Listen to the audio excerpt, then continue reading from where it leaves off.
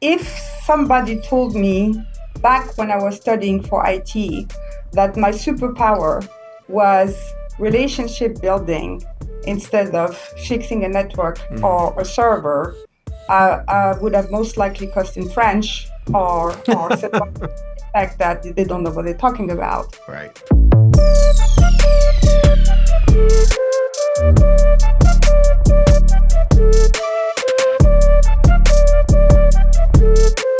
Welcome to this episode of The Diligent Leader. I'm Holly Basta here with my co-host, Alex Ficari. And we're very excited today to be joined by our guest, Aida Keehner from Atruent.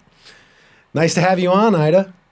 Nice to be here. Thank you again for the invite. Like I said earlier, twice in a week, people will talk. Yeah, absolutely. It's good when we get to connect. And so, shucks. So just so everybody knows, they probably have tied our two names together over the years, but let's be really clear. Has it been 15? No, it can't be 15. It had to be like 13 years, 12 or 13 years. So you were already in business when we first met.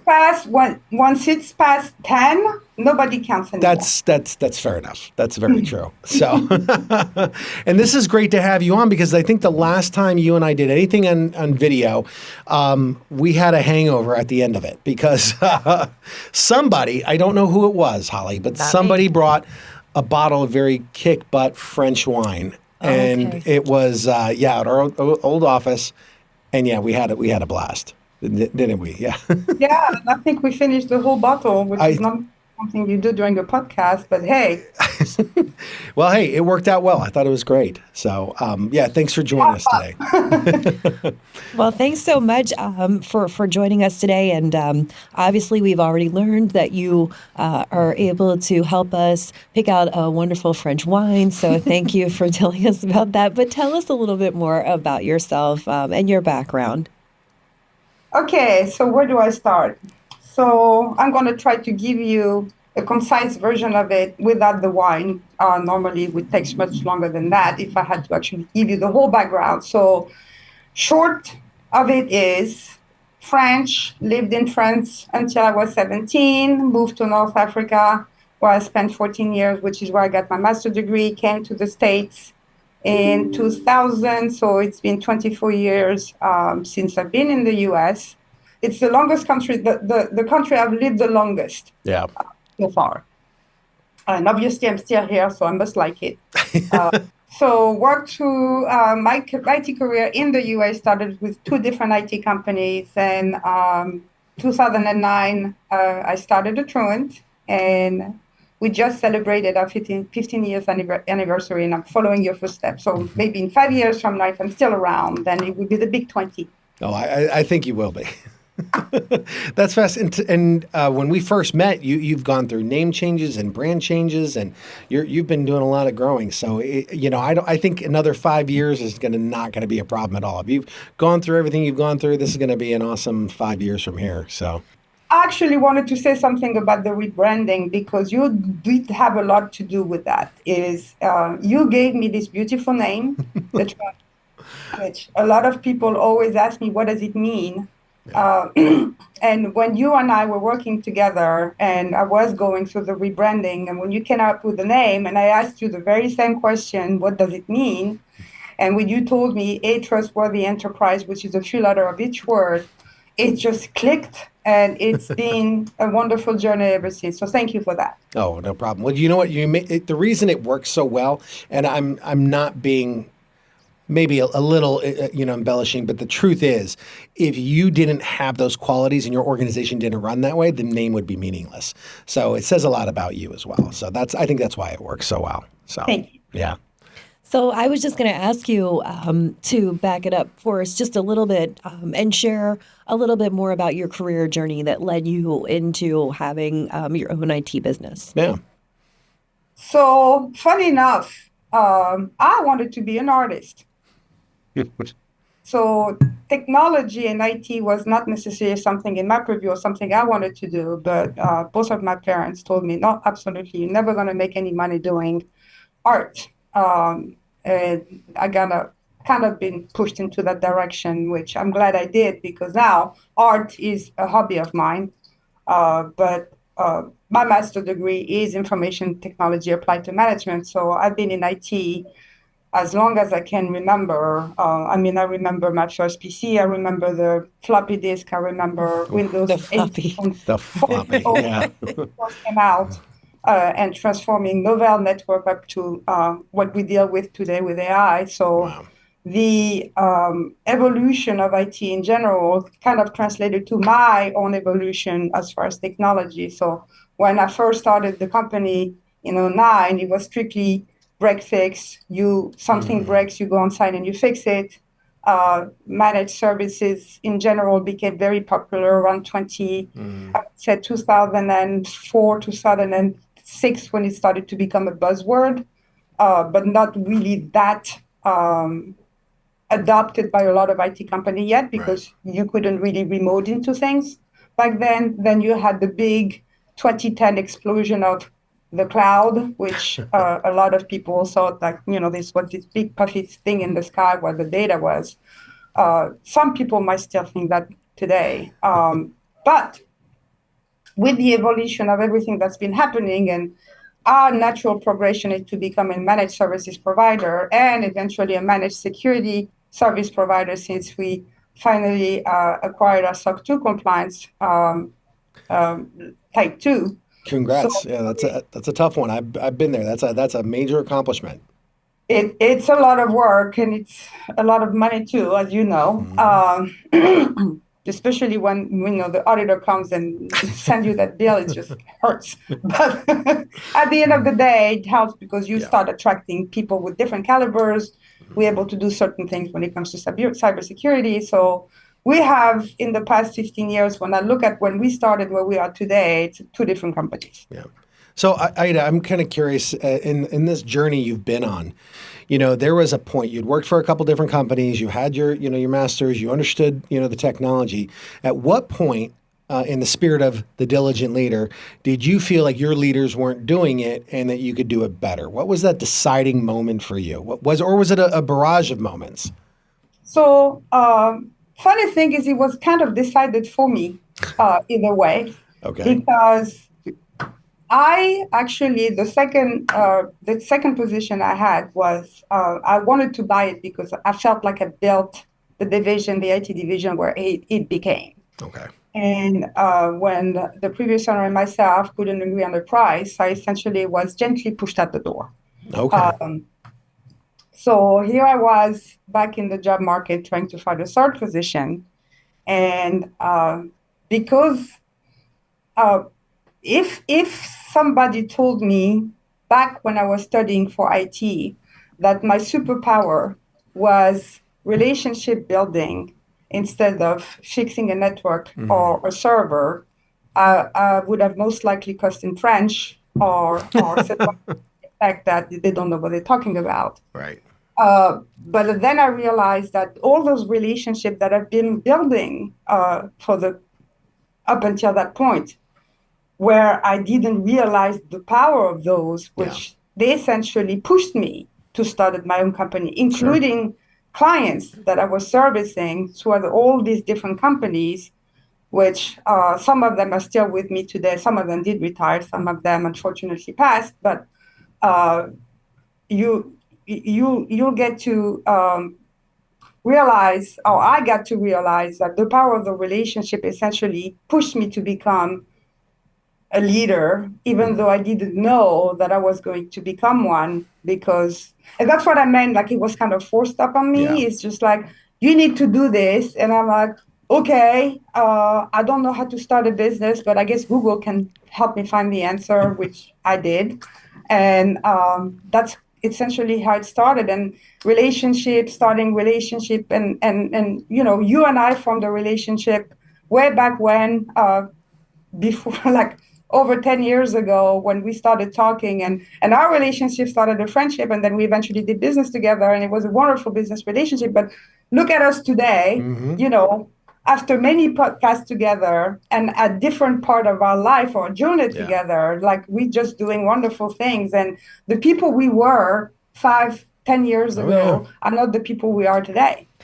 I think she makes a wonderful point, and especially from a leadership perspective. And again, diligent leaders evolve. Yeah. They know when they need to make a change and when something isn't working, and then they pivot and they figure out where their strengths are. So I love how she sort of walked us through that process and the evolution. And I think that's what differentiates successful leaders Yeah. from people who kind of get stuck in place because they might not be willing to evolve. They might not see those opportunities. Yeah. Like she said, she didn't think that it would be about building relationships, but once she realized that that was her superpower and the strong point in her work, then we're going to work to build that up more, and let's do it more to be even more successful as a leader. Yeah, yeah, and I do think that that's a lot of people, like we're Ida, they were the technician and they thought they could do it better than somebody else, but that those underlying qualities really will help you kind of persevere through those tough times. Because if you have a mentality that it is about glory or it's about fame or it's easy, that's it. Forget about that. There's nothing easy about it whatsoever. Whether you're trying to do hire or secure funding, that's a big challenge. So I think it's definitely something to note. It kind of brings me a question. So, Ida, there's a ton of different leaders here, whether they're in the middle of a large corporation or a small one, or they're doing it themselves. When you decided to kind of go this, I've been meaning to ask you, did you get funding for this, or did you just, bootstrap it? What was your approach? And what was it effective as you thought it would be? Whatever your choice was. It goes back to, I think I've always been a survivor. And I have never been good at asking for help. And it's kind of transpired to the way I approach the way I do business is one, if I can figure out a way to make it work, I will figure out a way to make it work. So to answer your question, no, I never secured funding.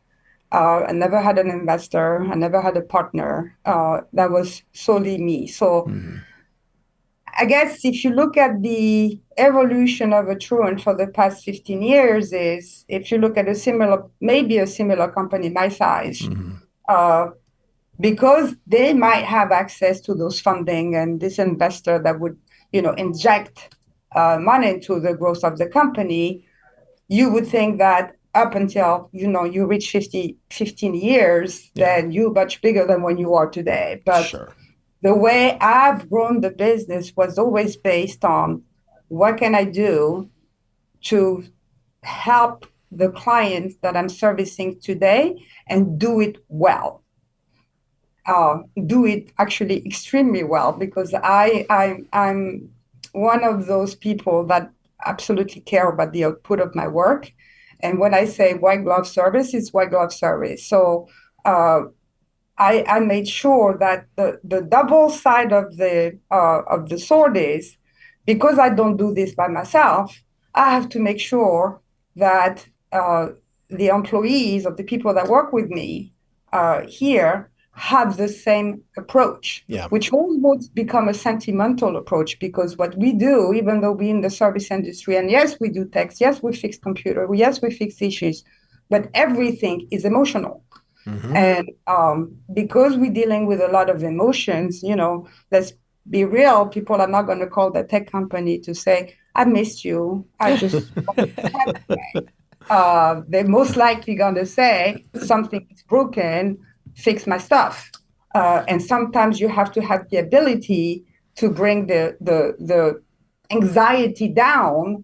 And that takes a special kind of people to be able to do that. And I am so lucky that the people that I have here are actually able to do that. So I know I'm digressing to the original question. So no, I never had any funding. No, I never have any partner. It was kind of like almost self-funded, because I grew based on the clients I have. And then the clients kept bringing more clients, referrals based. And then I started adding marketings toward, I believe it was 2015 when I really started to dive into marketing.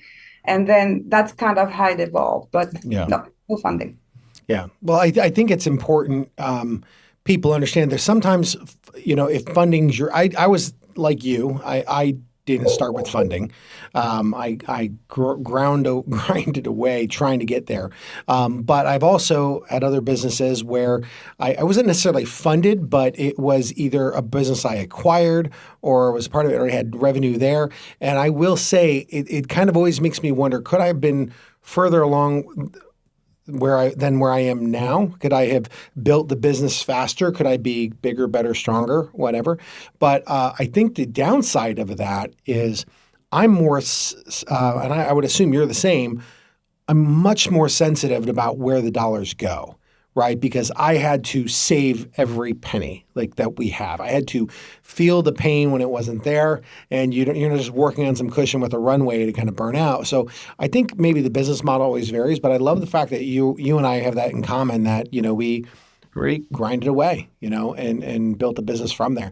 And I think that the funny thing is, you said you went off path and you deviated or you digressed, but I think it kind of aligns with, your white glove service, you're passionate about what you do. I always tell people the story about you.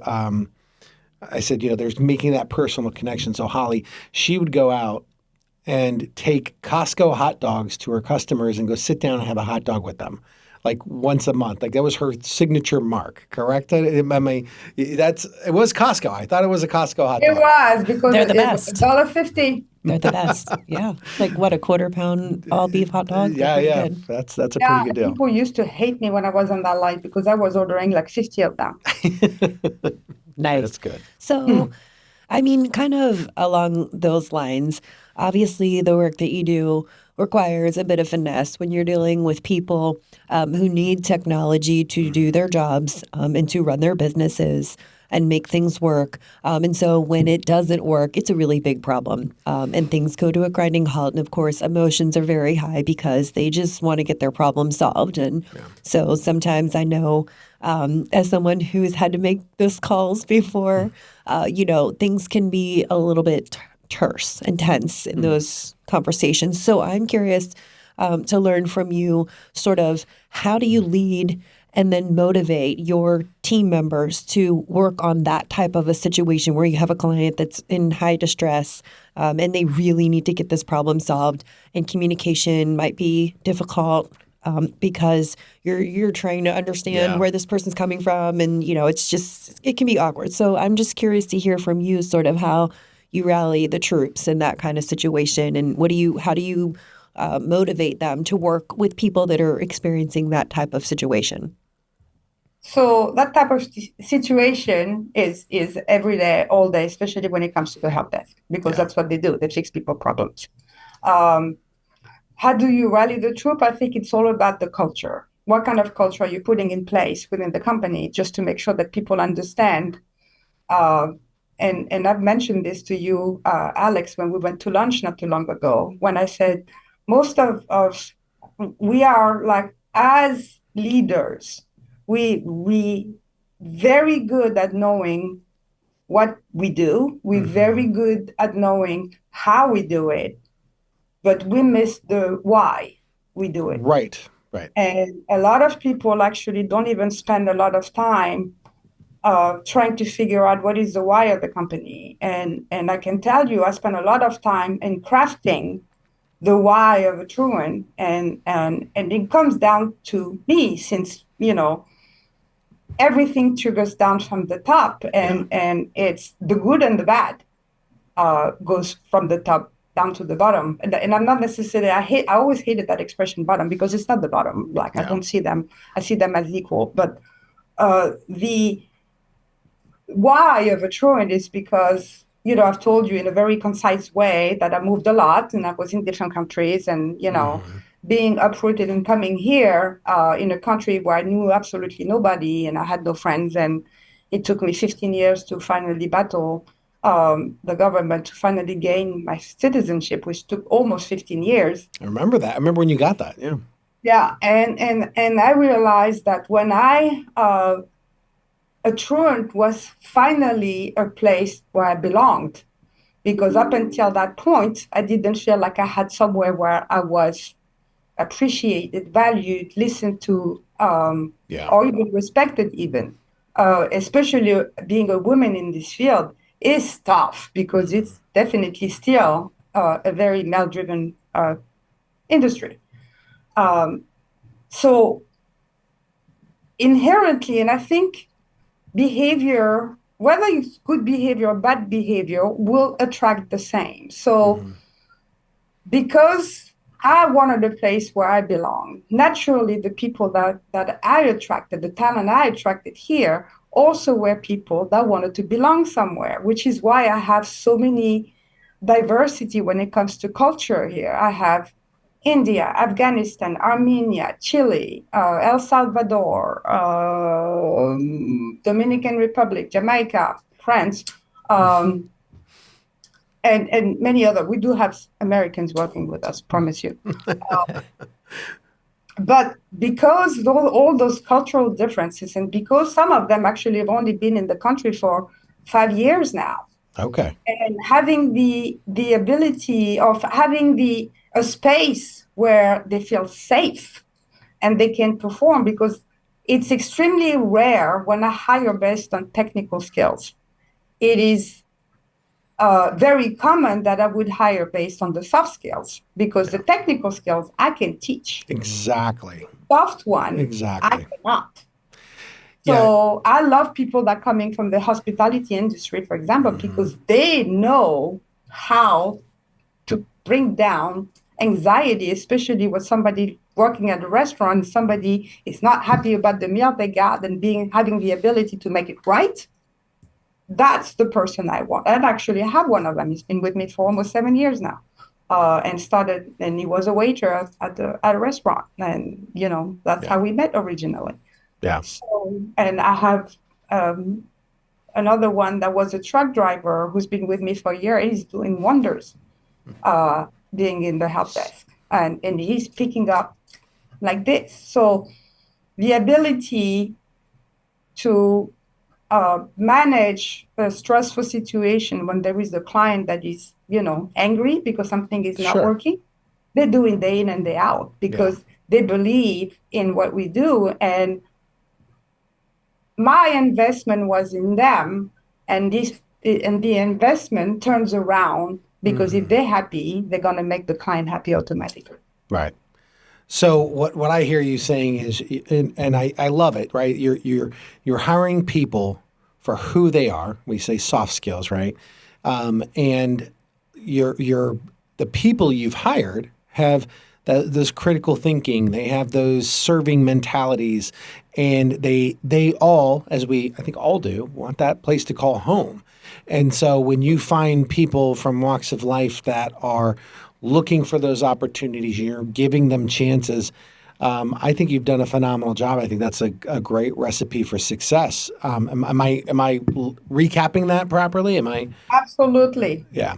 And well, I'd say also, having been in her office, it helps when she has Nerf war fights and, all these other, activities and field trips and things like that. So that stuff helps with the culture as well. But from the heart of it, I think that's really important. Because even in my industry, I don't care. It's not that I don't care. If somebody has a degree or something along those lines, it's skills can be taught. Granted, they have to like what they do, but getting somebody to really, at the end of the day, get as passionate about the mission as you, that is a skill, and honestly, you do find you got to harness it and keep it. So it sounds like you're doing that there. So Yeah. Well, I want to add one more thing. The key is this: is I always tell them it's ingrained in their brain at this point, this relationship thing that is now my superpower. My job is to build a relationship. And I said, your job is to maintain it. Nice. Yep. Very much so. Absolutely. And on that note, I was just curious to know what organizations and other chambers or partnerships, volunteer opportunities that you're involved with that help you to build those relationships. Yeah. So I am privileged that I work with a lot of nonprofit organizations. And I realized actually that Baltimore and Maryland in general is a big community when it comes to nonprofit organization. There is so many of them, and I can tell you probably I don't know 80% of them. I'm fortunate to maybe know 20% of them because we are very rich when it comes to nonprofit organization in our area. I work very closely with 8 of them. And to give you an example, in the 15th anniversary we just did, and you remember I'm going to tie it up to the art that is still my hobby and passion on the side. I donated 23 of my paintings for a silent auction during the event, and all of the proceeds were distributed equally amongst all of the nonprofit. That's phenomenal. That's phenomenal. Yeah, that's beautiful. So again, that's the type of stuff that drives that culture, right? That drives the mission and the share. And I'm curious though, when you look at having this event to build those relationships. It wasn't, you didn't all have it figured out, right? It's not like, I think a lot of businesses that are watching or leaders of, again, whether you own a business or not is irrelevant. Really more so though, when you're dealing with leading an organization, you will do things wrong, right? You will mess up. And we're hearing this fantastic story of your legacy that you're building. But I am kind of curious, has there been, I said give all the details, but has there been 1 or 2 major mistakes that you have made, and what were your takeaways from them? So, have I made mistakes? Oh my God. Are we talking about so far, or are we talking about last week? We're talking before lunch. I think that, like everybody, I'm not perfect. Nobody is, right? Everybody's going to make mistakes because, that's part of being human. You're going to make mistakes. But what do you do with those mistakes? And what do you learn from them to make sure that you don't repeat them again? And that's funny because I just had a meeting with my team today about accountability. And explaining why it's so important to just, owning those mistakes, because once you own them, then you can do something about them. But doing something about them is one thing, but the key factor is make sure you don't repeat it again, right? Yeah. And I've had, especially the most recent one that I can think of is not necessarily one that I did, but something major that my team did, which almost cost me a client relationship. And, I'm not going to have any of that. And the fact that this is what the power of relationship is so crucial in everything that we do, because people in general will always listen to you when you start with accountability first. Yeah. So when you open and honest and you say, this happened, yep, totally messed up. Yep. I can promise you it's not going to happen again.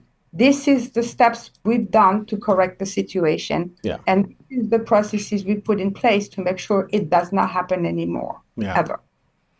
I like that. That's a very direct head-on approach to dealing with crisis and crisis management. So I think, to her point, transparency, accountability, just being upfront with your clients and letting them know this is what we're going to do to mitigate this as quickly as possible. Yeah.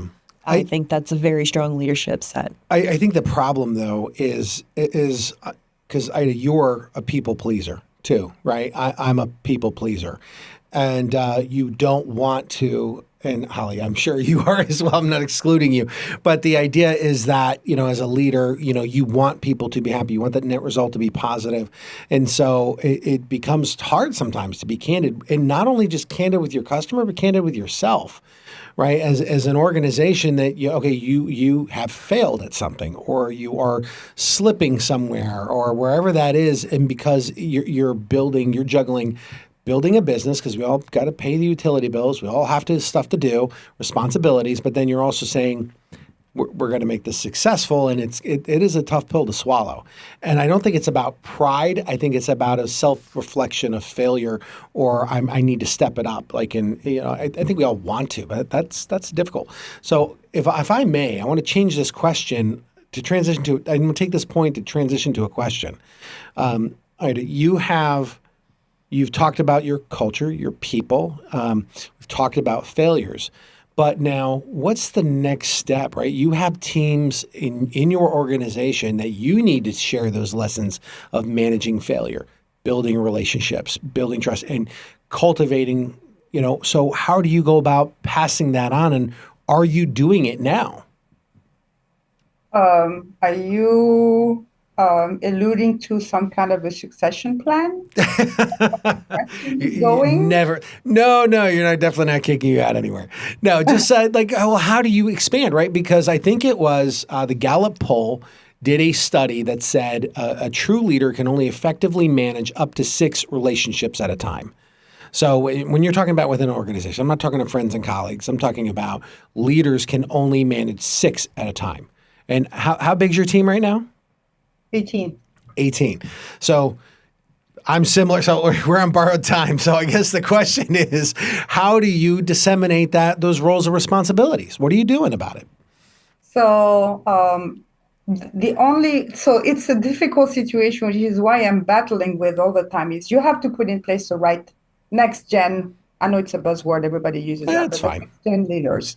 So I personally like to promote from within, especially for people that have been here for a while, because they get it. There was something, I'm sure that you've all read the different literature around the EOS system. And one of the things that the EOS system talks about all the time is what they call the GWC, the gets it, wants it, and has the capacity to do it. So in most cases, you will have the people that work with you that will have the combination of the 3, but not necessarily at the same time. Now, the people you want to essentially kind of be your buffer is what we're talking. We need buffers where we are today. So the buffers or the next gen leaders are going to be able to take a portion of what you do on a daily basis and manage. One, they have to get it, and they have the capacity to do it, but they also need to make sure that they are living and breathing the mission of the company, because if they don't, then it's never going to work. And that's the reason why I'm trying to promote from within, is because they already got that part. It's been ingrained in their brain since the beginning. The difficult part is to finding the individual that have the rest. And that takes training, that takes coaching. So it's tough, especially if you're going to hire from out. So my goal is the way I'm personally doing it, and I'm trying to identify the next ones from within and build from there. All right, I think we've got time for just one more question. So I'm curious, as the leader of Atruent, what would you like to leave the audience with today? Find your why. That's the best advice I can give anyone, because if you don't realize, or if you don't even know why you do what you do, then at the end of the day, I don't think it has any point. Yeah. I think that's something. It's your goal at the end of the day. It's your North Star, is the phrase I'm looking for there. And I think that's a great one. And so I'm going to throw one more brief question. So I always think about the several lunches we went into. You always give a great read, a great book recommendation. One of the favorite ones that I still hold true that you gave me is about Eating the Ugly Frog. I forget, right? That's a great one. Is there a good one you could recommend now for a leader that is trying to make their stride? Something to leave them with. What are you reading right now? What's something that you just can't put down? So that's a book I keep reading over and over again. I've read it many times. I think I'm on number 10 at this point. And I told you about this before. It's from Simon Sinek, and it's essentially Find Your Why. It's going to give you inspiration on it's almost a recipe on how you will find the why, Right. what you did. A lot of mental exercise. It's a very good read. Yeah. And I think it's interesting. You've read it multiple times. It almost is like, as a leader, we should be not just setting it and forgetting it. We need to keep tuning it up and keep working at it, is what I'm hearing by Oh, that I 10 get times. something out of that book every time I read it. That's phenomenal. Well, I definitely want to thank you, Ida, from personally and on both on Holly and I, our mutual appreciation of you joining us on the podcast today. You are truly the definition of a diligent leader, and the team you work with is going to do nothing but benefit from those experiences that you get to share with them. And it's great to have you on again, and thanks for joining us today. And so, if you haven't, go ahead. Glad you invited me. Oh, absolutely. You definitely were a must. And I would like to say, if you've enjoyed today's podcast and you'd like to learn more, please make sure you hit like and subscribe to the channel so we can bring you other great leaders like Ida. Make sure you visit her website. Her link will be in the description below, atruent.com. And we'll definitely also provide a link to her LinkedIn profile as well.